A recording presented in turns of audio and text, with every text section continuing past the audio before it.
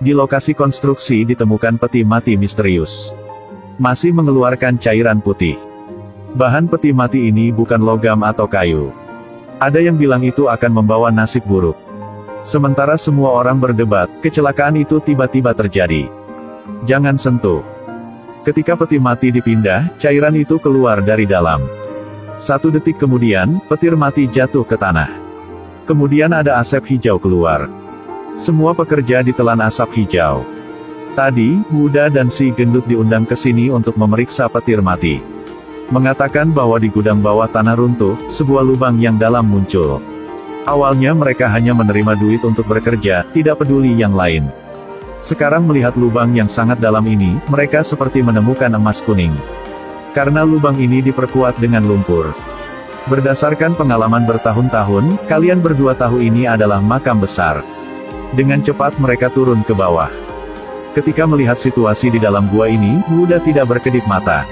Tempat ini memiliki peti mati yang tergantung di mana-mana. Ada sekitar 20 lebih. Peti mati dihubungkan oleh kertas cinnabar. Ada jimat kuning di atasnya. Jelas seseorang bekerja keras untuk membangunnya. Lihatlah peti mati yang dipahat dengan rumit, yang semuanya merupakan pola pita. Kemungkinan besar Ben punya kerajaan. Tapi anehnya di bawah setiap peti ada mangkuk. Ada cairan kuning terus netes ke bawah. Mendengar yang ini sangat penting. Terbentuk setelah tubuh membusuk, sehingga tidak mengandung zat beracun. Belum selesai omong, mereka kaget karena suara teriak. Udara tiba-tiba menjadi lebih dingin. Semua petir mati di depan dengan suara air netes membuat tempat ini menjadi lebih gelap, lebih mengerikan. Pria gemuk mendekati untuk dengar lebih jelas. Karena suara itu membuat si gendut ketakutan. Udah jelasin karena mereka datang ke sini membuat suhu di sini berubah. Jadi udara yang melewati peti mati menciptakan suara itu. Si gendut mendengar bahwa tidak ada hantu jadi tendang mangkuk di bawah kaki. Cairan di dalam mangkuk. Ketika netes ke tanah langsung ada asap racun naik. Pohon kering di samping kenal asap itu langsung terdekomposisi. Semuanya di luar kendalinya Buddha. Mereka hanya bisa mengangkat 1 peti mati untuk belajar. Setelah menjelaskan pentingnya masalah ini, dia tidak tinggal, tetapi dengan cepat pergi. Ketika mereka baru pergi, banyak karyawan di situ datang. Mereka ingin melihat peti mati ini keluarkan suara jerit tadi seperti apa. Ada yang berani sentuhnya. Dia baru berbalik dan teriak, sebaliknya menyebabkan peti mati bergerak. Ada cairan tadi netes ke lantai, langsung ada asap beracun itu. Semua ingin melarikan diri. Pengemudi derek ingin melarikan diri tidak sengaja tuas sentuh tombol. Peti mati itu menghantam tanah dengan keras. Asap beracun menyebar ke segala arah. Tanah di bawah peti mati, membusuk. Semua orang melihat itu langsung melarikan diri tapi ditelen oleh asap itu. Semakin ada banyak orang jatuh ke bawah. Buddha tidak sengaja menghirup asap beracun itu. Tubuh sangat lembut sehingga tidak bisa berjalan lagi. Tidak menunggu dia bereaksi, seluruh tubuh jatuh ke tanah. Sebuah mobil putih berhenti di tengah hutan. 2 orang turun dari mobil. Alasan mereka adalah stasiun cuaca ini. Tempat ini liar, rusak, ditumbuhi pepohonan. Telah ditinggalkan selama bertahun-tahun. Walaupun tidak ada barang berharga tapi mereka sepertinya sedang cari sesuatu. Mereka tidak sengaja menemukan pintu lemari ditutupi. Yang mereka tidak tahu adalah, ada 1 orang sedang duduk di dalam. Semua harus mulai cerita dari sebelumnya.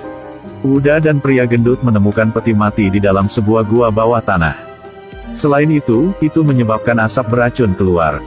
Buddha keracunan, pria gendut dibawa ke rumah sakit. Karena kenal racun, Buddha tahu dia sudah kanker stadium akhir. Hanya bisa hidup dalam 3 bulan lagi. 30 tahun yang lalu, paman dia hilang selama perjalanan arkeologi. Sejak kecil dia sudah dibesarin oleh paman. Dan menemukan paman adalah keinginan terbesar dalam hidup Buddha. Hari itu dia menerima pesan dari paman dia. Itu adalah alasan mengapa mereka datang ke sini. Semua orang di dalam sudah meninggal dengan waktu yang cukup lama. Belum bisa pastiin ini adalah paman. Tapi pria gendut menemukan sebuah potongan tembaga punya keluarga Wu. Di atas terukir Cunde. Buddha melihat korek di tangan, di atas ada tulisan Tan. Itu adalah tulisan yang dia tertulis sendiri waktu masih kecil. Apakah orang di depan adalah Wu Sanjing? Uda tidak bisa menerima kenyataan ini. Dengan panik mencari bukti di dalam ruangan. Ketika tidak sengaja dia duduk di tempat tidur, ada sesuatu jatuh ke lantai. Balikin tempat tidur itu, mereka melihat ada sebuah kotak. Di dalamnya ada semua kaset bernomor. Jelas ada sesuatu di dalamnya. Keduanya terus mencari petunjuk di tubuh. Setelah beberapa saat mereka melihat kartu identitas orang yang meninggal itu. Orang ini bukan Paman Wuda, tapi dia adalah teman di tim arkeologi Paman.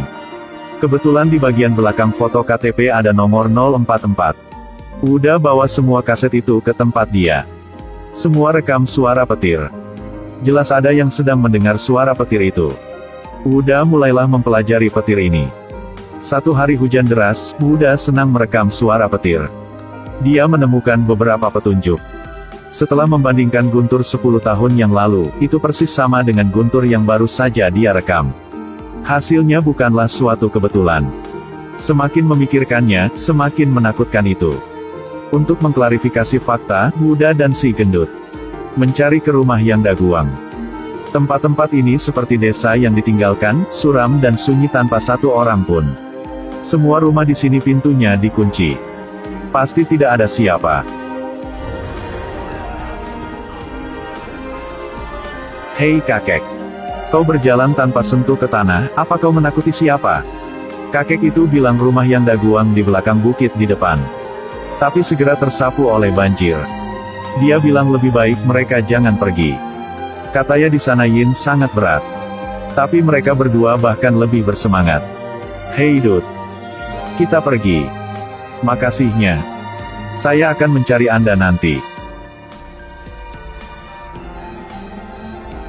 Setelah berusaha, mereka berhasil menemukan rumah Yang Daguang. Tapi tempat ini adalah ruang upacara. Tidak ada apa-apa di dalam kecuali gambar-gambar di dinding. Tapi foto-foto inilah yang menarik perhatian mereka. Karena lukisan-lukisan yang berasal dari waktu yang lama lebih tua dari tempat ini. Rupanya nenek moyang mereka membawa mereka dari tempat lain. Semua orang mendengarkan guntur. Sepertinya mereka cari tempat yang tepat. Wuda ambil satu lilin, api ditiup oleh angin. Hai Dut. Ada aliran udara di sini. Dari sini kan? Di sini mungkin ada sebuah pintu.